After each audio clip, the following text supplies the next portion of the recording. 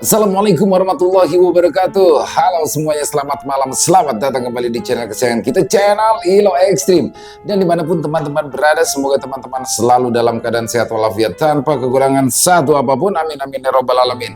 Pada kesempatan yang baik ini, kami akan membawakan satu kisah dari penulis favorit kita semua, yaitu Mas Untung Prasetyo. Wow, kisahnya keren banget teman-teman. Tapi sebelum kita masuk ke dalam kisahnya, buat teman-teman yang mungkin belum subscribe, yuk diklik dulu dong tombol subscribe. Jangan lupa lonceng notifikasinya dinyalakan, agar teman-teman selalu mendapatkan notifikasi dari konten-konten yang akan kami upload selanjutnya.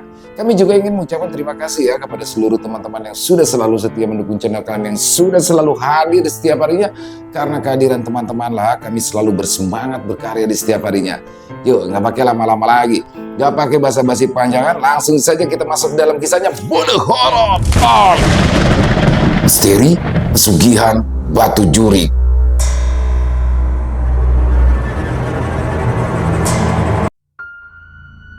Kepergiannya dari desa ke kota bukanlah sesuatu yang direncanakan dengan matang.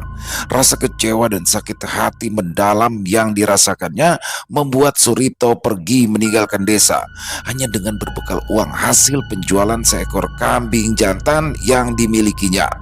Hinaan yang terus diterimanya membuat Suripto merasa terkucilkan di desa tempat tinggalnya. Dia yang hanya merupakan anak seorang janda harus bertahan hidup dari hasil kebun kecil milik almarhum ayahnya.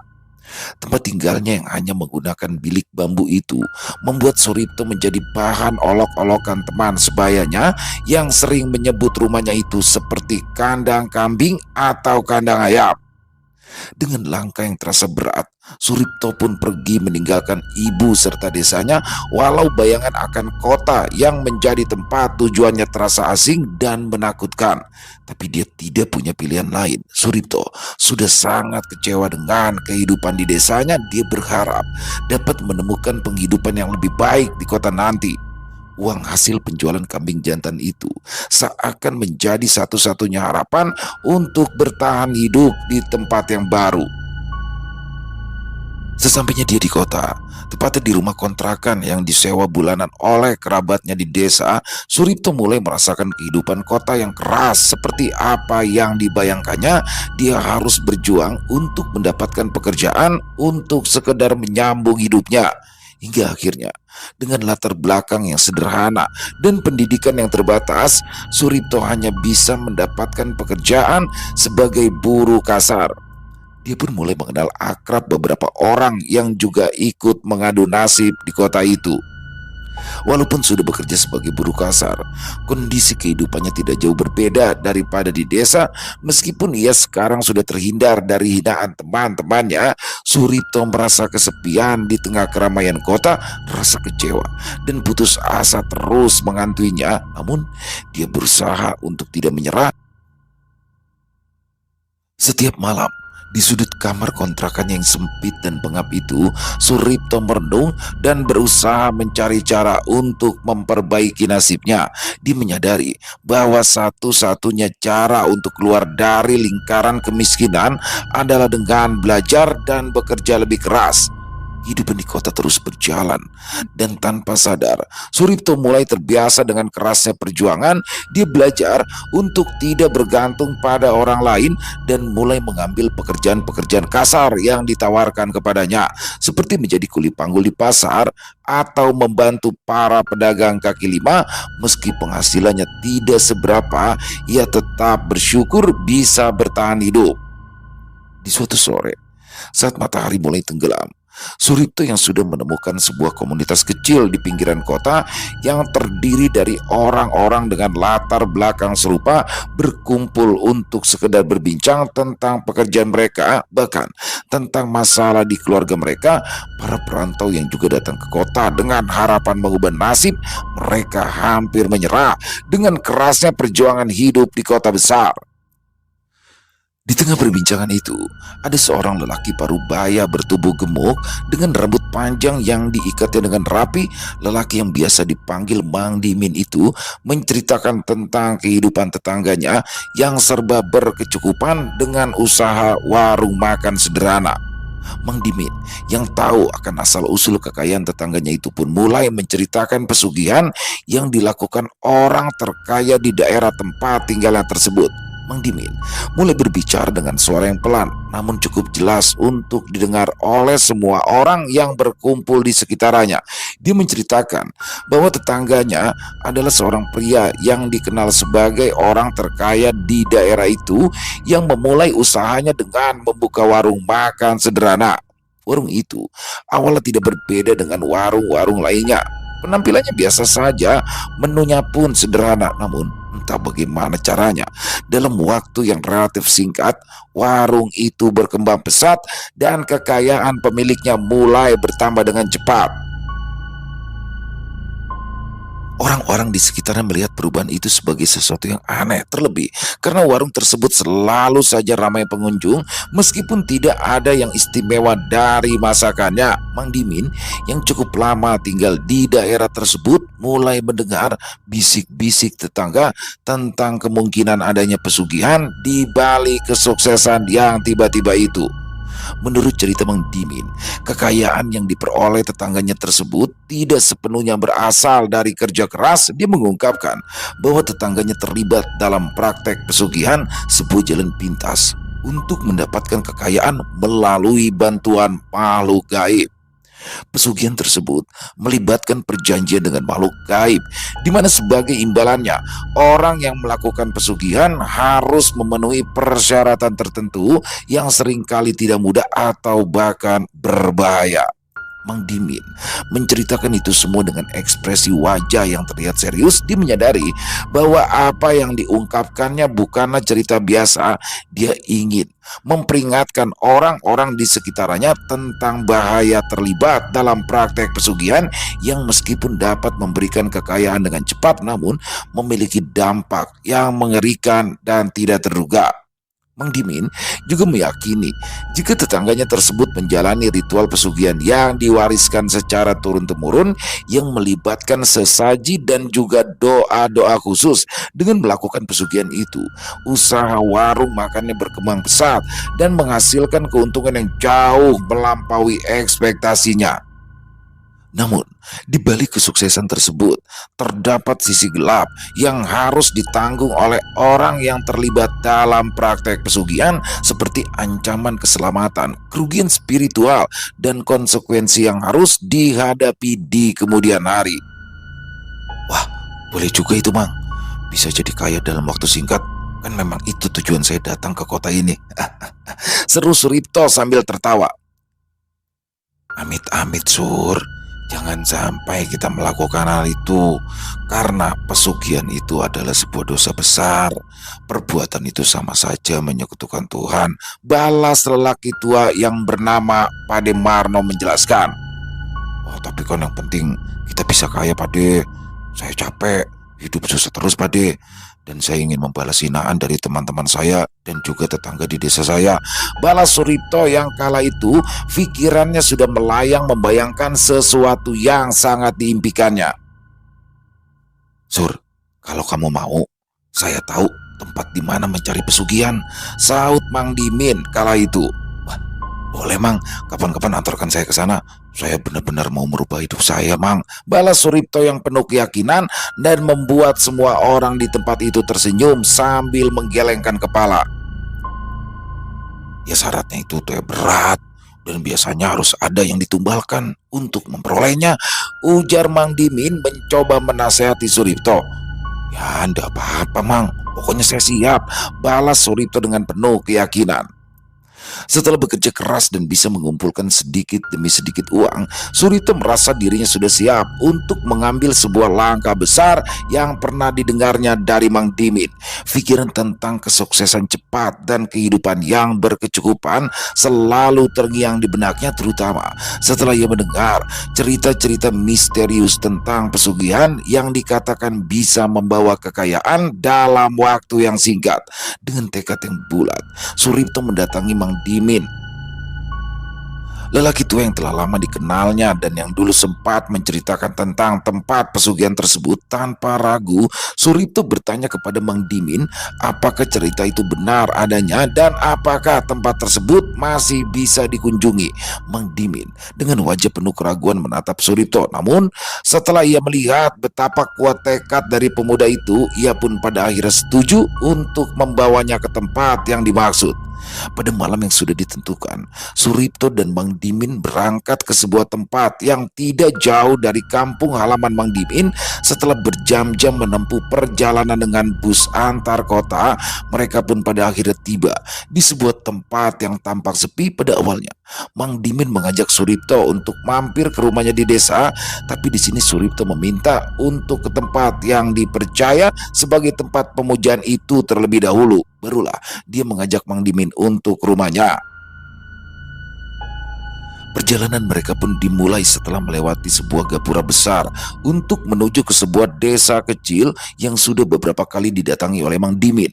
Suripto dan Mang Dimin pun mulai melewati hutan yang lebat dan sunyi, tempat yang terlihat hampir tak pernah dikunjungi manusia. Suasana semakin mencekam seiring mereka semakin mendekati tujuan. Tapi setelah melewati hutan, mereka berdua pun mulai melihat rumah-rumah para penduduk desa di sana. Oh iya Sur, kamu tidak lupakan membeli rokok kretek yang akan dijadikan sesaji dan juga rokok yang akan kita berikan ke juru kunci di tempat itu? Tanya Mang Dimin yang tiba-tiba saja menghentikan langkahnya. Tenang Mang, semua sudah saya siapkan. Rokok, minyak wangi, dan kopi, gula, dan juga saya boleh oleh buat Simbah Kuncen, balas Surito dengan penuh percaya diri. Sesampainya mereka di depan rumah kecil yang jauh dari pemukiman warga setempat, Mang Dimin melangkah maju, lalu ia mengetuk pintu dengan hati-hati. Suasana sekitar rumah itu begitu sunyi, hanya suara dedaunan yang bergesekan dihembus angin yang terdengar samar. Pintu rumah tersebut tampak sudah tua, dengan cat yang mulai mengelupas dan engsel yang berderit pelan saat diketuk. Mang Dimin mengucapkan salam dengan suara yang terdengar penuh kehati-hatian, seakan ia tidak ingin mengejutkan siapapun yang berada di dalam rumah itu. Beberapa saat berlalu dalam keheningan yang mencekam. Suripto mulai merasa cemas, namun Mang Dimin tetap tenang, seakan ia sudah terbiasa dengan situasi seperti itu. Tidak lama kemudian, terdengar langkah kaki mendekat dari dalam rumah. Langkah-langkah itu terdengar pelan, namun pasti. Pintu rumah itu pun pada akhirnya terbuka perlahan, memperlihatkan seorang pria tua dengan wajah yang penuh keriput dan tatapan mata yang tajam. Rambutnya sudah memutih sepenuhnya dan tubuhnya tampak kurus, namun ada kekuatan yang terpancar dari sosoknya. Pria tua itu mengangguk kecil kepada Mang Dimin, seraya melemparkan senyum kepadanya. Lelaki tua itu seakan sudah sangat mengenal Mang Dimin sejak lama. Tatapan matanya kemudian beralih ke Suripto, seolah-olah ia sedang menilai pemuda itu dari ujung kepala hingga ujung kaki. Karena tidak ingin merasa canggung, Mang Dimin pun segera memperkenalkan Suripto dan menjelaskan bahwa mereka datang untuk sebuah tujuan penting. Pria tua itu tidak banyak bicara, hanya memberi isyarat dengan tangannya agar mereka masuk ke dalam rumah. Mang Dimin dan Suripto mengikutinya melewati pintu dan masuk ke dalam ruangan yang remang-remang. Di dalam rumah itu terlihat sederhana, namun ada sesuatu yang membuat suasananya terasa berat dan penuh misteri. Bau dupa samar tercium di udara dan dinding-dindingnya dipenuhi oleh benda-benda aneh yang tampak seperti jimat dan simbol-simbol yang tidak dikenal. Pria tua itu mempersilahkan mereka duduk di atas tikar yang sudah lusuh. Sebelum duduk di hadapan mereka, dengan wajahnya yang serius, dia mulai berbicara dengan suara rendah namun tegas, menjelaskan. bahwa tempat ini bukanlah tempat sembarangan dan apa yang akan mereka lakukan memiliki resiko yang sangat besar. Setelah itu, sosok lelaki yang usianya jelas lebih tua daripada Mang Dimin itu menatap Suripto dalam-dalam seolah ingin memastikan bahwa pemuda itu benar-benar siap dengan segala konsekuensi dari pilihannya. Mang Dimin yang duduk di samping Suripto diam-diam melirik pemuda itu seolah ingin memastikan bahwa Suripto tetap tenang. Mereka berdua sadar bahwa malam itu akan menjadi malam yang panjang, malam di mana nasib Suripto mungkin akan berubah selamanya tergantung pada apa yang akan terjadi dalam beberapa jam ke depan di rumah kecil yang berada di daerah terpencil itu. Ya tidak usah tegang begitu atuh Jang. Saya ini juga masih manusia kok. Ujar sosok lelaki tua itu. Nah, ini dia Sur yang saya ceritakan tempo hari. Beliau ini bernama Wak Jalil dan beliau inilah yang menjadi juru kunci di bukit itu. Timpal Mang Dimin yang membuat Suripto lega mendengarnya. Kamu mau kaya Jang? Tanya Wak Jalil sambil tersenyum. Iya Wak, balas Suripto singkat sambil tersenyum dan menundukkan kepalanya. Ya sama atuh Jang, Wak juga sudah lama kepengen kaya. Tapi Wak takut Jang, ucap Wak Jalil menjelaskan. Takut? Takut apa Wak? Tanya Suripto penuh tanda tanya dan wajah yang diselimuti rasa penasaran sambil menatap ke arah Wak Jalil yang duduk tepat di hadapannya. Syaratnya teh berat Jang. Wak juga tidak yakin kalau kamu sanggup, balas Wak Jalil menjelaskan. Apapun syaratnya, saya sanggup Wak. Saya sudah lelah, capek Wak hidup miskin, balas Suripto dengan sangat yakin. Kamu mau pakai tumbal nyawa manusia atau mau yang tanpa tumbal Jang? Tanya Wak Jalil dengan tegas. Saya mau yang tanpa tumbal saja Wak, balas Suripto dengan mantap. Wak Jalil akhirnya mulai menjelaskan secara rinci tentang ritual yang harus dilakukan oleh Suripto. Suaranya rendah, namun seolah ada kekuatan dalam setiap kata yang diucapkannya, seolah-olah ritual yang akan dilakukan bukanlah sesuatu yang bisa dianggap remeh. Selain menggambarkan tempat ritual, Wak Jalil juga menceritakan lokasi yang terletak di atas Bukit Wingit itu tidak jauh dari rumah yang ditempati Wak Jalil. Di sana terdapat sebuah batu besar yang menjadi pusat dari kekuatan gaib yang akan diundang. Wak Jalil memperingatkan bahwa Suripto harus melakukan laku tirakat di sana seorang diri. Kemudian, Wak Jalil juga menjelaskan bahwa Suripto harus membawa beberapa benda sebagai bagian dari persembahan. Benda-benda yang akan dibawanya ke sana memiliki makna tersendiri dan akan mempengaruhi hasil dari ritual tersebut. Salah satu yang paling penting adalah seekor ayam jantan putih yang harus disembelih pada saat ritual berlangsung. Darah ayam itu akan digunakan sebagai persembahan kepada roh penjaga tempat tersebut. Selain dari apa yang telah Uwak sebutkan tadi, yang terpenting dari laku ritual tersebut adalah kain kafan orang yang meninggal di malam Selasa Kliwon atau malam Jumat Kliwon. Dan sepertinya syarat ini tidak akan mudah kau dapatkan Jang, ujar Wak Jalil yang membuat Suripto terkejut mendengarnya. Apa tidak ada syarat yang lain Wak, yang lebih masuk akal atau yang lebih mudah? Tanya Suripto yang membuat Wak Jalil tersenyum sambil menggelengkan kepalanya. Ada, ya salah satunya tumbal nyawa manusia, balas Wak Jalil menjelaskan. Tapi ada juga syarat yang belum pernah dicoba oleh orang-orang yang datang ke sini Jang. Tapi syarat itu terkesan menjijikan, Ibu Wak Jalil menjelaskan. Wah, memangnya apa ya Wak? Kok saya belum tahu? Tanya Mang Dimin penasaran. Ada atuh Min, cuma saya malas untuk memberikan ritual itu, prosesnya lama. Dan orang-orang yang datang ke rumah Wak teh kebanyakan tidak sabaran menunggu hasilnya. Mereka sudah ngebet pengen jadi orang kaya, balas Wak Jalil menjelaskan semuanya. Memangnya syarat itu apa ya Wak? Tanya Suripto menjelaskan. Kamu harus mencari bagian tubuh dari orang yang mengalami kecelakaan Jang. Mau jari tangan, mau jari kaki, mau kuping atau hidung, pokoknya bagian yang kecil saja, jawab Wak Jalil dengan mantap. Tapi ingat Jang, harus korban kecelakaan ya. Ibu Wak Jalil lagi memastikan. Perkataan Wak Jalil membuat suasana di dalam rumah yang sudah mencekam itu menjadi semakin berat dan penuh ketegangan. Suripto terdiam sejenak, merasakan kengerian yang mulai merambat ke seluruh tubuhnya. Bagian tubuh dari orang yang mengalami kecelakaan itu bukanlah sesuatu yang pernah ia bayangkan sebelumnya. Dengan tatapan yang begitu dingin namun tegas, Wak Jalil melanjutkan penjelasannya. Dia mengatakan jika bagian tubuh itu sangat penting dan akan menjadi media untuk pengelarisan yang akan membantu usahanya berkembang pesat. Suripto di sini mulai merasa gentar, tetapi ia berusaha untuk tetap tenang di hadapan Wak Jalil. Pemuda itu sudah terlanjur berkomitmen dan dia tahu bahwa tidak ada jalan mundur lagi. Namun, gagasan tentang harus mencari bagian tubuh dari korban kecelakaan adalah sesuatu yang cukup menyeramkan dan membuatnya merasa tercekik oleh rasa takut dan keraguan. Walau kamu melakukan pesugihan, tapi kamu tetap harus berdagang untuk mendapatkan apa yang kamu impikan, Jang.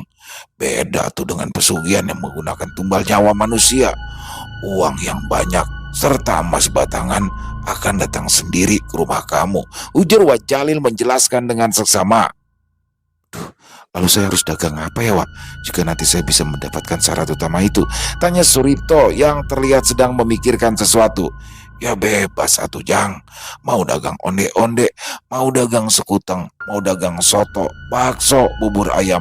Pokoknya teh kamu harus berdagang, karena nantinya yang akan membantu pengelarisanmu adalah sosok Jin Korin dari pemilik bagian tubuh yang sudah kamu ambil itu, Jang, balas Wak Jalil menjelaskan. Ya, walaupun tidak secepat pesugihan dengan tumbal nyawa, tapi pesugihan ini bisa membantumu keluar dari jurang kemiskinan. Ibu Wak Jalil yang membuat Suripto kembali bersemangat untuk melakukan hal itu. Setelah menyanggupi semua yang menjadi syarat dari ritual tersebut, Suripto dan Mang Dimin pun bergegas pulang karena hari yang semakin sore. Keduanya memutuskan untuk mampir dulu ke rumah Mang Dimin sebelum nanti kembali ke kota. Setelah menyetujui semua persyaratan yang diajukan oleh Wak Jalil, Suripto dan Mang Dimin segera bergegas untuk pulang karena hari mulai beranjak sore. Meskipun hati Suripto masih dipenuhi oleh keraguan dan sedikit ketakutan tentang ritual pesugihan yang akan dia jalani, dia tetap terasa mantap dengan keputusannya untuk mengejar kekayaan. Dalam perjalanan pulang, suasana menjadi sedikit tegang, terutama setelah mendengar berbagai peringatan dari Wak Jalil. Namun, mereka berusaha mengabaikan rasa takut itu dengan bercakap-cakap ringan sepanjang perjalanan. Setibanya di rumah Mang Dimin, mereka disambut oleh aroma kopi yang baru saja diseduh. Mang Dimin mengajak Suripto untuk beristirahat sejenak dan minum kopi bersama sembari membahas rencana Suripto untuk mempersiapkan segala kebutuhan ritual dan mencari syarat utama dari ritual tersebut. Biasanya teh, korban kecelakaan yang dapat diambil bagian tubuhnya itu ya korban kecelakaan kereta api. Kalau korban kecelakaan pengendara mobil atau motor sulit diambil bagian tubuhnya, ujar Mang Dimin yang sedang bersantai di rumahnya. Terus bagaimana ya, Mang? Saya harus nyari kemana? Tanya Suripto yang merasa kembali ragu untuk mendapatkan persyaratan yang dibutuhkan. Ya kamu harus pergi ke perlintasan kereta api atau Sur. Kalau kamu nongkrong di tempat biasa kita kumpul, ya nggak akan tahu kalau ada orang yang mati karena kecelakaan, balas Mang Dimin. Apa kita cari kontrakan yang deket-deket rel kereta api aja ya, Mang? Tanya Suripto dengan wajah berbinar karena baru saja ia mendapatkan ide yang cukup masuk akal itu. Ya kalau saya mah ikut aja deh Sur, sama yang penting kamu ya tidak lupa sama jasa-jasa saya, balas Mang Dimin yang membuat Suripto tersenyum lebar. Setelah membuat keputusan yang mantap, Suripto dan Mang Dimin segera bergegas mencari tempat tinggal yang sesuai dengan rencana mereka. Mereka memilih sebuah rumah kontrakan kecil yang terletak di dekat perlintasan rel kereta api, tempat yang terkenal rawan kecelakaan. Lokasi itu dipilih dengan tujuan yang jelas, yaitu mereka ingin berada sedekat mungkin dengan titik rawan tersebut untuk bisa bertindak cepat jika sewaktu-waktu terjadi kecelakaan. Rumah kontrakan yang mereka temukan berada di pinggiran kota, jauh dari keramaian. Rumah petakan itu terlihat sederhana dengan dinding yang mulai usang dan atap yang tampak sudah tua. Meskipun kondisinya tidak begitu baik, letaknya yang hanya beberapa meter dari perlintasan rel kereta membuatnya menjadi pilihan yang sempurna untuk rencana mereka. Dari sana, suara kereta yang melintas terdengar jelas, menandakan betapa dekatnya mereka dengan perlintasan kereta api. Setelah menempati rumah tersebut, hari-hari Suripto dan Mang Dimin berubah menjadi hari-hari yang penuh kewaspadaan. Mereka tetap menjalani rutinitas seperti biasa, namun selalu dengan telinga yang tajam mendengar setiap suara yang berasal dari arah rel kereta. Setiap kali ada bunyi klakson kereta atau suara rem yang mendadak, mereka akan segera bergerak menuju jendela, mengintip keluar dengan harapan dan kecemasan bercampur menjadi satu. Waktu terasa berjalan lambat. Setiap detik terasa seperti jam, namun Surito tetap teguh pada keputusannya. Dia tahu bahwa yang dilakukannya ini bukanlah sesuatu yang mudah, tetapi dia yakin bahwa ini adalah jalan menuju impian yang selama ini hanya bisa ia bayangkan.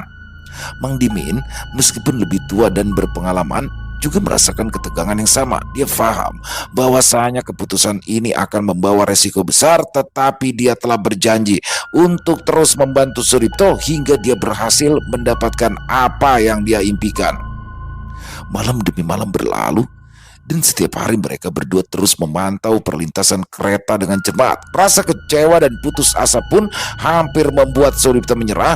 Ketegangan semakin meningkat setiap kali mereka mendengar kereta melintas, seolah-olah mereka sedang menunggu sesuatu yang tak terhindarkan. Mereka sadar bahwa momen yang mereka tunggu bisa datang kapan saja. Dan ketika saat itu tiba, mereka harus siap bertindak dengan cepat dan tanpa ragu. Pada akhirnya, pada suatu malam yang sunyi, suara yang ditunggu-tunggu itu datang. Dari kejauhan terdengar bunyi klakson kereta yang panjang dan tajam, diikuti dengan suara gesekan keras besi yang menyentuh rel. Suara itu disusul dengan dentuman keras, pertanda bahwa sesuatu yang mengerikan baru saja terjadi. Suripto dan Mang Dimin saling berpandangan sejenak sebelum keduanya segera bergegas keluar dari dalam rumah untuk menuju perlintasan rel kereta api. Di sana, di bawah cahaya bulan yang pucat dan lampu yang menyala remang, mereka melihat apa yang sudah mereka tunggu-tunggu. Ya, sebuah kecelakaan baru saja terjadi dan kereta api itu nampak berhenti di kejauhan. Beberapa orang mulai berkerumun di sekitaran lokasi kecelakaan. Namun, Suripto dan Mang Dimin tidak bergabung dengan kerumunan itu. Mereka menunggu dengan sabar, menanti saat yang tepat untuk mendekat dan melakukan apa yang harus mereka lakukan. Dengan hati yang berdebar kencang, Suripto tahu bahwa inilah saatnya. Keputusan yang dia buat telah membawanya ke titik ini, dan sekarang dirinya harus melangkah maju untuk mendapatkan apa yang menjadi syarat utama dari ritual pesugihan yang akan dijalaninya. Setelah beberapa orang mendekati tempat terjadinya kecelakaan, Suripto dan Mang Dimin pun ikut mencari keberadaan korban kecelakaan yang diduga adalah dua orang pengendara sepeda motor itu. Dan betapa kencangnya detak jantung Suripto ketika ia menginjak potongan tangan dari korban kecelakaan tersebut. Dengan cepat, Suripto yang dibantu oleh Mang Dimin langsung memasukkan potongan tangan tersebut ke dalam kantong plastik berwarna hitam yang memang sudah dipersiapkannya. Dan mereka berdua pun berjalan ke arah semak gelap sambil berpura-pura mencari korban, sebelum akhirnya keduanya pergi meninggalkan pinggiran rel kereta api tersebut tanpa menunda waktu. Malam itu juga Suripto dan Mang Dimin langsung mempersiapkan segala sesuatu yang dibutuhkan untuk kembali ke desa tempat Wak Jalil berada. Keberhasilan mereka mendapatkan bagian tubuh yang diperlukan untuk proses ritual membuat mereka merasa lega, meskipun bayangan akan tindakan yang baru saja mereka lakukan masih terus menghantui pikiran Suripto. Dengan perasaan campur aduk antara senang dan tegang, mereka berdua bergegas mengemasi barang-barang yang dibutuhkan untuk memulai perjalanan kembali ke desa. Perjalanan malam yang panjang menanti mereka. Namun, Suripto dan Mang Dimin tampak begitu bersemangat seolah beban yang mereka rasakan selama ini perlahan terangkat. Mereka tahu bahwa langkah berikutnya adalah yang terpenting dan mereka harus segera membawa semua yang telah dikumpulkan kepada Wajalil. Saat malam semakin larut, mereka meninggalkan rumah kontrakan yang kecil dan suram itu menuju ke sebuah terminal besar, dan dari terminal itulah keduanya memulai perjalanan menuju tempat yang menyeramkan di pedalaman desa. Sepanjang perjalanan, pikiran Suripto dipenuhi oleh bayangan masa depan yang lebih cerah, kekayaan, kesuksesan, dan kehidupan yang jauh lebih baik daripada yang pernah ia bayangkan. Dia merasa sangat bahagia karena sebentar lagi dirinya tidak akan lagi dipandang rendah dan tidak lagi menjadi bahan olokan teman-temannya di desa. Semua itu terasa begitu dekat, seolah hanya beberapa langkah lagi untuk menjadi kenyataan. Di sisi lain, Mang Dimin terlihat tetap tenang, namun ia waspada. Dia tahu bahwa ritual yang akan dilakukan oleh Suripto bukanlah sesuatu yang bisa dianggap enteng. Meskipun mereka sudah berhasil mengumpulkan semua yang dibutuhkan, tapi masih ada proses panjang yang harus dijalani. Dia pun terus memberikan semangat kepada Suripto, mengingatkannya untuk tetap fokus dan tidak lengah dalam menjalankan semua instruksi yang akan diberikan oleh Wak Jalil nantinya. Setelah beberapa jam perjalanan, mereka pun pada akhirnya tiba di desa kecil tempat Wak Jalil tinggal. Suasana desa itu begitu sunyi. Walau hari menjelang siang, hanya suara binatang dan kicau burung yang terdengar di sana. Mereka pun langsung menuju ke sebuah rumah kecil yang ditempati oleh Wak Jalil. Rumah itu terletak di pinggiran desa, dikelilingi oleh pohon-pohon tua yang membuat tempat itu tampak semakin terpencil.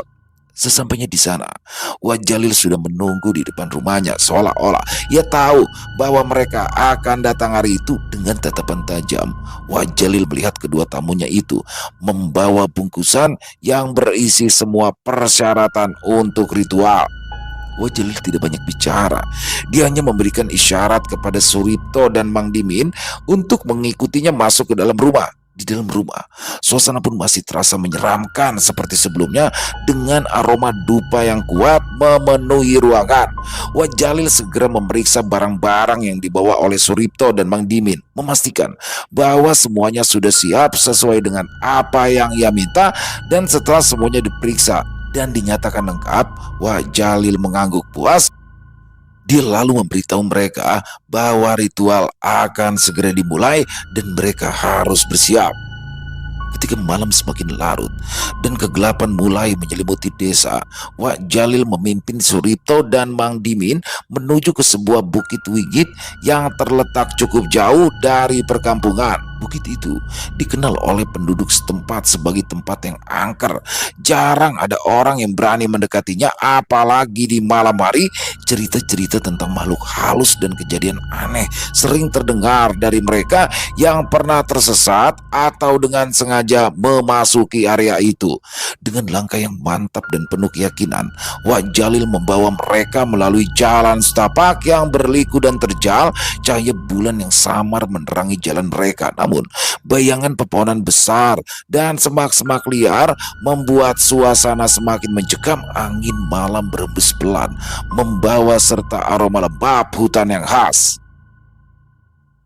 Suripto mengikuti di belakang Wak Jalil dengan perasaan campur aduk. Di satu sisi, ia merasa takut dan was-was karena dia sadar betul bahwa mereka sedang berjalan menuju ke tempat yang penuh dengan kekuatan gaib. Namun, di sisi lain, Suripto juga merasakan semangat yang membara karena dia tahu bahwa malam itu adalah puncak dari semua usahanya selama ini, dan malam itu akan menjadi penentu apakah dia akan mendapatkan kekayaan yang selama ini diimpikannya. Mang Dimin yang berjalan di samping Suripto tetap tenang. Meskipun dia juga bisa merasakan aura yang tidak biasa dari tempat itu. Sebagai orang yang lebih berpengalaman, Mang Dimin tahu betul apa yang sedang mereka hadapi. Namun, dia juga tahu bahwa tidak ada jalan untuk mundur saat itu karena mereka sudah terlalu jauh dalam perjalanan tersebut. Setelah berjalan selama beberapa waktu, mereka pun pada akhirnya tiba di kaki bukit. Di sana, jalan setapak semakin sempit dan terjal. Dengan pepohonan yang tumbuh rapat di sekitarannya, bukit itu tampak menjulang tinggi di depan mereka, seakan menyimpan rahasia gelap yang hanya bisa diungkap oleh mereka yang berani mengambil resiko. Wak Jalil berhenti sejenak di depan sebuah batu besar yang tampak seperti penanda jalan menuju puncak bukit. Ia lalu menoleh ke arah Suripto dan Mang Dimin, memastikan bahwa mereka siap untuk melanjutkan perjalanan. Dengan anggukan kecil, Wak Jalil pun memberi isyarat agar mereka terus mengikuti langkahnya. Mereka pun melanjutkan pendakian dengan perlahan. Setiap langkah terasa semakin berat. Seiring mereka mendekati puncak bukit, suara-suara aneh mulai terdengar di sekitaran mereka, seperti bisikan halus yang datang dari kegelapan. Namun, Wak Jalil terus maju tanpa ragu, menunjukkan bahwa dia sudah sangat familiar dengan tempat itu. Setelah perjalanan yang tampak seperti tidak berujung, mereka akhirnya tiba di sebuah dataran terletak di tengah bukit sebelum puncak. Dataran itu dikelilingi oleh pohon-pohon tua yang tampak mengerikan dalam cahaya rembulan, dan di tengah-tengahnya terdapat sebuah batu besar yang terletak di bawah gubuk yang sudah tua. Wak Jalil berhenti tepat di depan bangunan gubuk tempat batu itu berada. Dia mengisyaratkan kepada Suripto serta Mang Dimin untuk mendekat lalu membisikkan sesuatu. "Ikuti apa yang saya lakukan ya, Jang," bisik Wak Jalil kepada Suripto dan Mang Dimin. Setelah itu, Wak Jalil berjalan mengitari gubuk tempat batu hitam tersebut berada. Suripto dan Mang Dimin pun mengikuti apa yang telah diinstruksikan kepada mereka berdua. Sambil terus mengitari gubuk tua itu, Wak Jalil terdengar seperti merapalkan doa-doa khusus untuk meminta izin kepada sosok makhluk gaib yang berada di tempat itu. Selesai mengelilingi gubuk tua tanpa dinding yang terletak di tengah bukit wingit itu, Wak Jalil pun mulai memberikan instruksi kepada Mang Dimin dengan suara rendah namun terdengar sangat jelas. Wak Jalil meminta kepada Mang Dimin untuk segera menyalakan lilin di 4 sudut gubuk itu. Lilin-lilin tersebut telah disiapkan dengan sebelumnya oleh Suripto. Masing-masing lilin berwarna putih dan ditempatkan di beberapa tempat-tempat untuk membentuk segel pelindung selama proses ritual berlangsung. Sementara Mang Dimin menjalankan tugasnya dengan hati-hati, Wak Jalil melanjutkan persiapannya dengan menyalakan dupa di sebuah wadah kuno yang terbuat dari tanah liat. Aroma dupa yang terbakar mulai menyebar, memenuhi udara di sekitaran gubuk tua tersebut dengan aroma yang tajam dan mistis. Asap dari dupa itu membentuk pola yang bergerak perlahan seolah menari di wajah kendali kekuatan tak terlihat. Wak Jalil tampak khusyuk, dengan bibir bergerak pelan melantunkan doa atau mantra yang hanya bisa ia dengar. Suripto yang berdiri di tengah-tengah gubuk itu merasa suasana semakin tegang. Cahaya lilin berkedip-kedip di sudut gubuk memberikan efek bayangan yang aneh di wajah mereka, menciptakan suasana yang semakin mencekam. Ia memandang Wak Jalil dan Mang Dimin untuk mencoba menenangkan diri, namun perasaan takut dan juga gugup terus merayap di dalam hatinya. Setelah lilin-lilin menyala, Mang Dimin bergabung kembali dengan Wak Jalil yang sedang duduk bersila di depan batu yang menjadi pusat dari ritual ini. Dengan semua syarat yang sudah siap, Wak Jalil melangkah maju mendekati Suripto yang kini terlihat semakin tegang. Dia kemudian menyerahkan potongan tangan yang didapatnya kemarin malam yang sudah dibungkus dengan kain putih itu kepada Suripto. Wak Jalil memberikan isyarat kepada Suripto untuk terus memegang benda itu hingga muncul sosok makhluk gaib yang wujudnya menyerupai pemilik dari potongan tangan itu. Dengan kedua tangan yang gemetar, Suripto melakukan apa yang baru saja disampaikan oleh Wak Jalil. Asap dupa semakin tebal berputar di sekitaran mereka, menciptakan suasana yang terasa semakin tidak nyata. Lilin-lilin di sudut gubuk mulai terlihat seolah berkedip lebih cepat, sementara suara malam yang sebelumnya terdengar samar kini benar-benar lenyap, tergantikan oleh keheningan yang menakutkan. Wak Jalil mengakhiri mantra dengan satu seruan keras, seolah-olah ia memanggil sesuatu dari dalam kegelapan. Saat itu juga angin yang semula tenang tiba-tiba saja berhembus kencang, membuat api lilin berkobar-kobar dan asap dupa berputar semakin cepat. Suasana di sekitaran mereka berubah drastis, seakan-akan alam memberikan tanggapan terhadap panggilan yang dilakukan oleh Wak Jalil. Dengan nafas yang tertahan dan bulu kuduk yang mulai meremang, Suripto berdiri kaku di tengah gubuk tua itu, merasakan aura mencekam yang semakin menguasai sekelilingnya. Malam yang gelap itu terasa semakin pekat dan suasana di sekitar mereka seakan-akan terhisap ke dalam kekosongan yang penuh misteri. Tidak lama kemudian, dari batu hitam yang terletak di hadapan Wak Jalil, Suripto dan juga Mang Dimin mulai muncul sesuatu yang tak biasa. Pada awalnya hanya terlihat seperti bayangan gelap yang bergerak perlahan, namun dengan cepat bayangan itu berubah menjadi wujud yang semakin nyata. Suripto menahan nafas, matanya terpaku pada sosok yang kini mulai terbentuk di hadapannya. Sosok perempuan itu muncul dari batu hitam, seakan-akan keluar dari dalam kegelapan. Tubuhnya tampak kurus kering, hampir seperti tulang berbalut kulit yang pucat dan kotor. Rambutnya panjang, hitam dan kusut, menjuntai hingga menutupi sebagian wajah yang menyimpan kengerian. Wajah itu, meskipun hanya terlihat sebagian, sudah cukup untuk membuat siapapun yang melihatnya akan merasakan kengerian.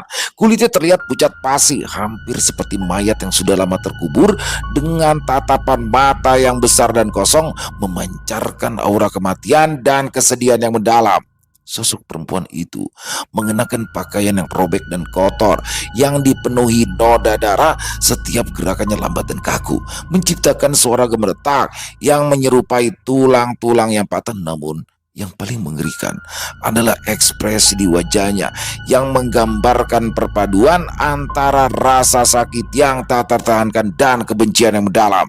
Suripto tak bisa bergerak, tubuhnya seolah membeku di tempat, sementara sosok perempuan itu mendekat perlahan. Tatapan mata yang kosong dari sosok makhluk gaib berwujud perempuan itu kini menatap langsung ke arah Suripto, membuatnya merasa seolah-olah seluruh jiwanya diserap ke dalam kegelapan yang tak berujung.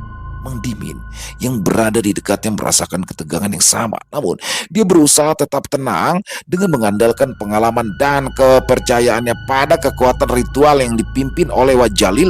Di sisi lain, Wak Jalil tampak tetap tenang.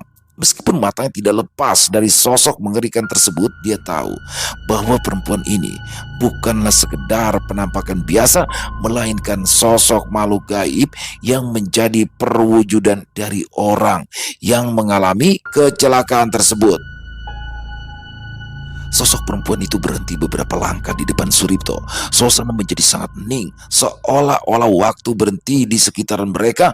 Perempuan itu membuka mulutnya perlahan, seakan hendak berbicara, namun yang keluar hanyalah suara parau dan serak seperti bisikan yang datang dari alam lain. Suara itu terdengar seperti ratapan, penuh dengan kesakitan dan penderitaan yang sulit untuk diartikan. Meskipun kata-katanya tidak jelas, Suripto bisa mengerti maksud dari kehadiran sosok makhluk gaib tersebut. Ya, sosok perempuan itu seolah meminta kepada Suripto untuk menguburkan tangannya bersama jasad yang lain.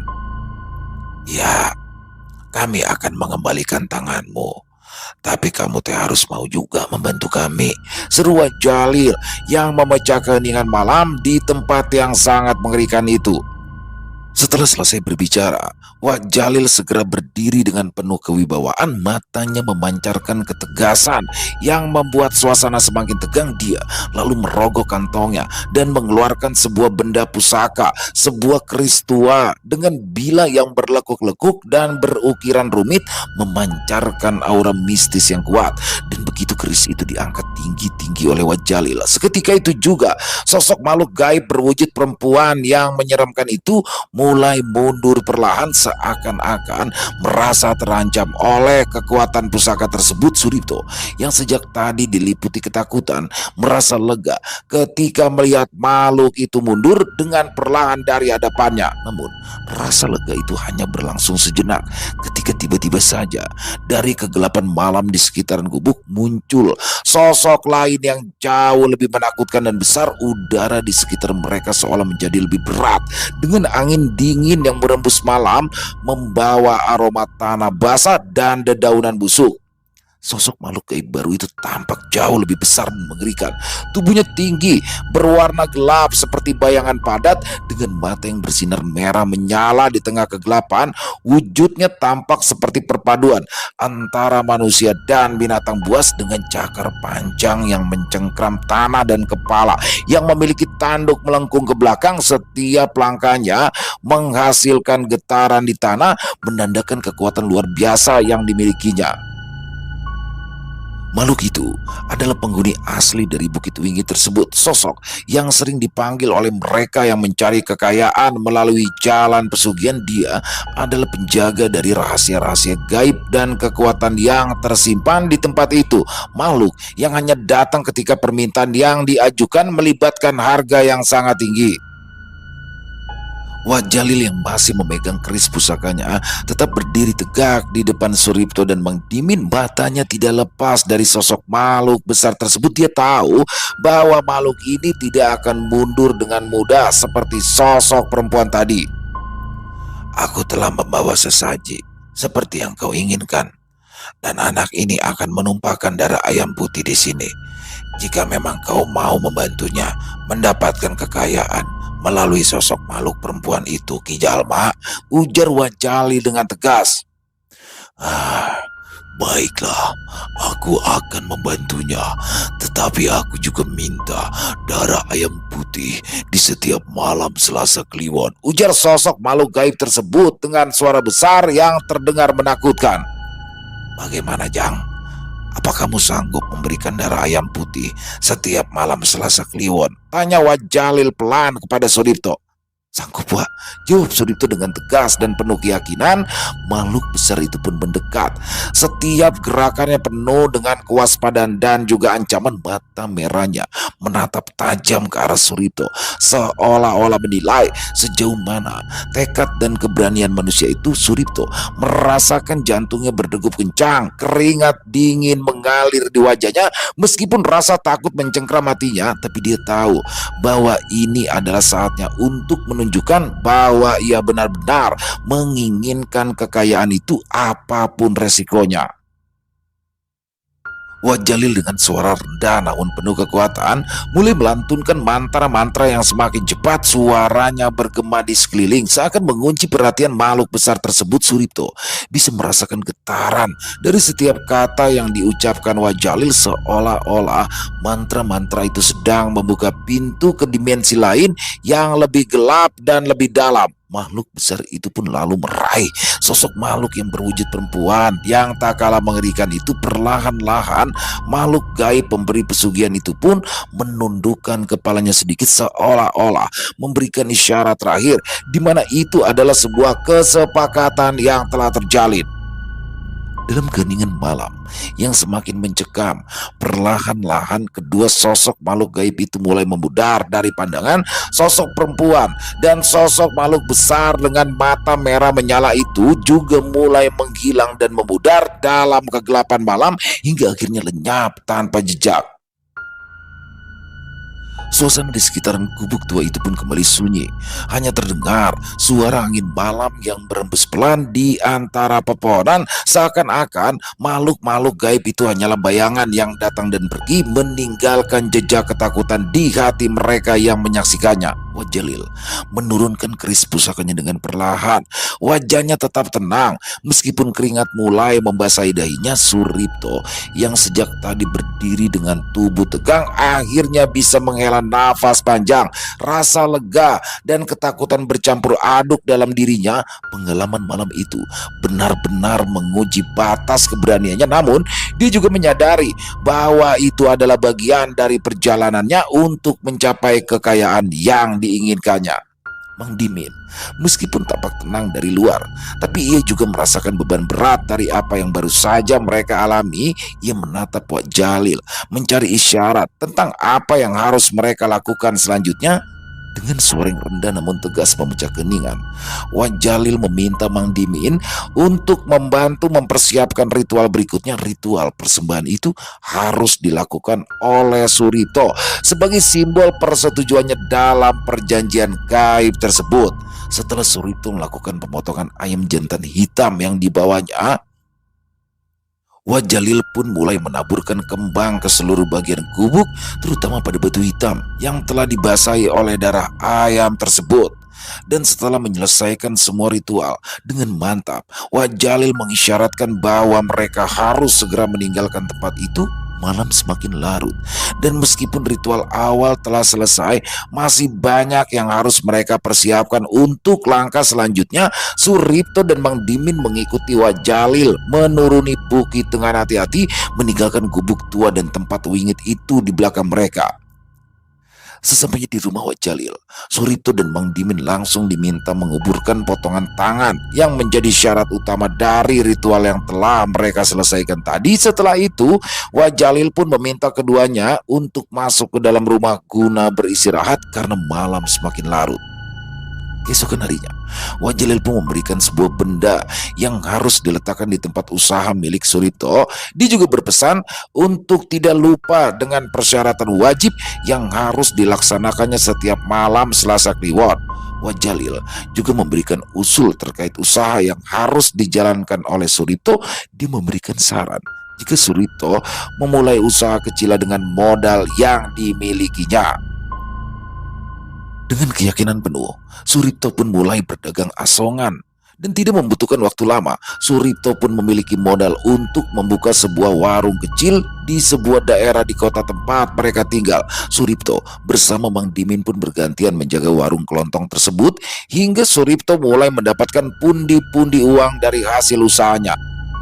Setelah mendapatkan modal yang cukup dari hasil usaha di warung kelontongnya, Suripto pun kembali mendatangi Wak Jalil untuk kembali meminta petunjuk. Pada awalnya, Suripto akan langsung memulai usaha barunya dalam bidang kuliner, tetapi Mang Dimin memintanya untuk terlebih dahulu datang ke rumah Wak Jalil sekaligus untuk memberikan sesuatu sebagai tanda terima kasihnya. Seperti telah mengetahui apa yang ada di dalam hati Suripto dan Mang Dimin, dia langsung meminta kepada Suripto untuk meneruskan saja usahanya.